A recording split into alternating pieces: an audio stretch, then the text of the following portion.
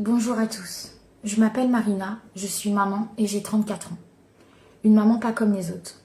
Une maman qui est amputée de ses 2 jambes. Je fais cette vidéo aujourd'hui par désarroi, par appel à l'aide.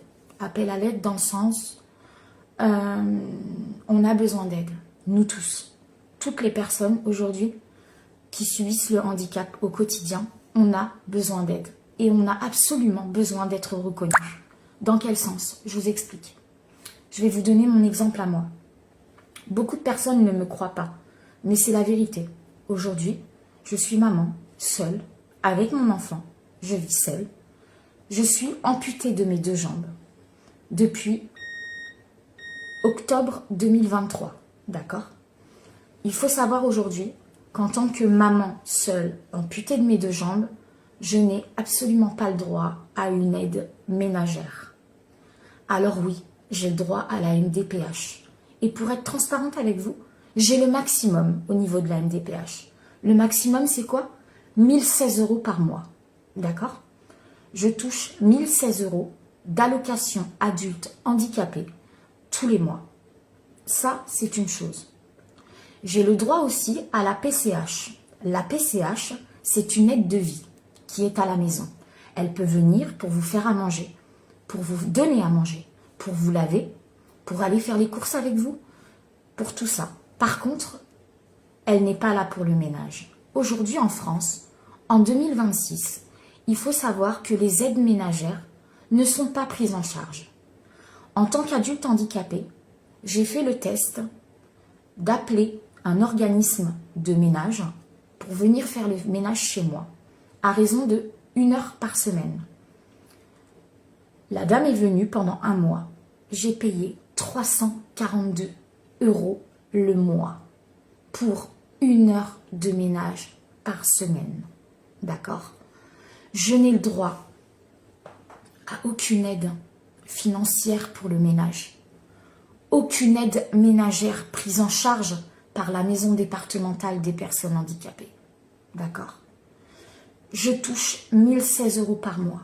Comment voulez-vous, avec un loyer, avec des charges que tout le monde a au quotidien, que je puisse payer une femme de ménage à hauteur de 342 € par mois? Je suis scandalisée. Je n'en peux plus de me battre tous les jours pour essayer de survivre avec ce lourd handicap que j'ai subi, suite en plus à une négligence médicale. Je ne peux pas en dire plus parce que je suis actuellement en procédure. Mais je vous promets que dès le moment où la procédure est passée, je vais vous raconter toute mon histoire. Je suis d'ailleurs en train d'écrire un livre pour expliquer les vérités, pour dire tout ce que je vis dans mon quotidien. En tant que maman seule, comment c'est possible en 2026 que l'on n'ait pas une aide de la MDPH pour le ménage? Oh, je suis amputée de mes 2 jambes.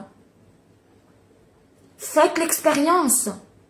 Mettez-vous chez vous sur un fauteuil roulant ou sur des prothèses. Faites tout votre ménage. Tout, quand je parle de ménage, du sol au plafond. Mettez une housse de couette sur votre couette, amputée des 2 jambes. Faites-le, testez, faites l'expérience.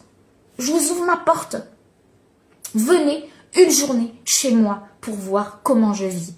Déplacez-vous, faites intervenir les médias. Agissez, venez tester. Vous allez voir à quel point c'est impossible. C'est impossible. Même avec mes prothèses, ce n'est pas possible. Et là, je parle, moi, j'ai 34 ans. Il y a des gens, ils sont amputés de leurs 2 jambes, ils sont âgés. Donc, ils ne peuvent même pas, eux, encore plus que moi. Mais aujourd'hui, personne ne parle, tout le monde ignore. Tout le monde ignore. Tout le monde ignore aussi le fait que, si je veux des prothèses qui ressemblent à mes jambes, je ne suis pas prise en charge. Je dois payer. Je dois payer des prothèses qui ressemblent à des jambes. Sinon, j'ai quoi? Remboursé par la Sécu? Voilà. Des tubes en fer. des tubes en fer à 34 ans. Des tubes en fer. Des tubes en fer parce qu'une prothèse qui a la couverture d'une jambe n'est pas remboursée. Non, ils disent quoi? Que c'est esthétique. Oui, c'est esthétique de vouloir avoir des jambes qui ressemblent à des jambes. C'est esthétique de vouloir être face à son enfant comme une maman tout à fait normale. C'est esthétique. C'est esthétique. Oh! Et changer de sexe, 1, 2, 3, pardon, j'en perds mes mots. Changer de sexe, c'est pris en charge. Par contre, avoir des jambes qui ressemblent à des jambes, c'est pas pris en charge. Avoir une aide ménagère prise en charge parce que tu n'as plus tes jambes, c'est pas pensable ça? On se pose pas la question là-dessus? Mais c'est quoi ça? C'est quoi? Je craque, je n'en peux plus en fait. Je n'en peux plus. Oui, je suis quelqu'un de forte, oui. C'est vrai, je souris tout le temps. Je montre pas. Mais c'est dur, punaise. Le quotidien, il est dur. Hein. Et en plus, même pas par ma faute. Alors s'il vous plaît, passez pas à travers cette vidéo. S'il vous plaît, juste vous cliquez sur partager et republier. Vous mentionnez Macron, vous mentionnez la France. Tout ce que vous voulez. Désolée, j'ai eu un appel. Vous mentionnez tout ce que vous voulez. Tout. Mais je veux que ma vidéo, elle fasse le tour.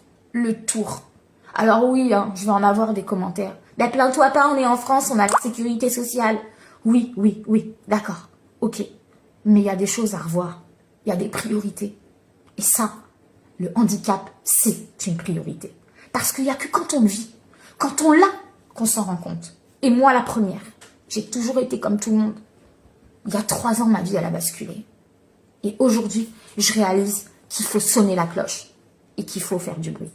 Alors, je compte sur vous tous, toutes les mamans, tous les humains, toutes les femmes, tous les hommes qui passent par là pour partager cette vidéo et mentionner tout ce qu'il y a possibilité de mentionner.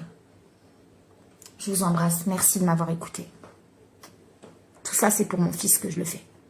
Parce que lui aussi, il subit le handicap de sa maman. Et ça, c'est hors de question. Une situation jugée absurde et injuste. En France, même des personnes lourdement handicapées, comme une personne amputée des 2 jambes, peuvent se voir refuser des aides essentielles par une administration complexe et perçue comme déshumanisante.